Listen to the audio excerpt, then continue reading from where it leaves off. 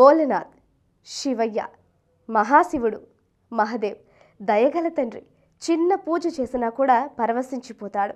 ఎంతో సంతోషిస్తాడు ఆ పరమేశ్వరుడు. చెంబుడు నీళ్లు పోసి శివశివ అంటే చాలు భక్తితో పూజిస్తే వారి జీవితం ఆనందంతో నిండి ఉంటుంది. అయితే ఇంట్లో శివుని విగ్రహాన్ని ప్రతిష్ఠించాలని ఆలోచిస్తున్నట్లయితే కొన్ని విషయాలను గుర్తుంచుకోవడం చాలా ముఖ్యం. ఎవరైనా శివుని విగ్రహాన్ని ఇంట్లో ప్రతిష్ఠించి ఈ తప్పులు చేస్తే ఆ మహాదేవుని ఆగ్రహానికి గురి కావాల్సి వస్తుంది. మరి ఎలాంటి విగ్రహాలు ఉండాలి, ఏవి ఉండకూడదు అనే విషయాలు ఇప్పుడు తెలుసుకుందాం. ధ్యాన భంగిమలో ఉన్న శివుని విగ్రహం ఇంట్లో శివుని విగ్రహం పెట్టుకోవాలి అంటే కొన్ని విషయాలు ఖచ్చితంగా గుర్తుంచుకోవాలి. శివుని విగ్రహ ధ్యాన భంగిమలో ఉండాలి. అలాంటి విగ్రహాన్ని ఇంట్లో ఉంచుకోవడం శుభప్రదంగా భావిస్తారు. అలాంటి శివుని విగ్రహాన్ని పిల్లలు చదువుకునే గదిలో ఉంచవచ్చు. దీనివల్ల పిల్లల ఏకాగ్రత పెరుగుతుంది. అంతేకాదు వారు చదువులో మెరుగ్గా రాణిస్తూ ఉంటారు కూడా. శివ కుటుంబం చిత్రాన్ని ఉంచండి. జ్యోతిష్య శాస్త్రం ప్రకారం ఇంట్లో శివుడి కుటుంబాన్ని ఉంచడం చాలా మంచిది అంటారు.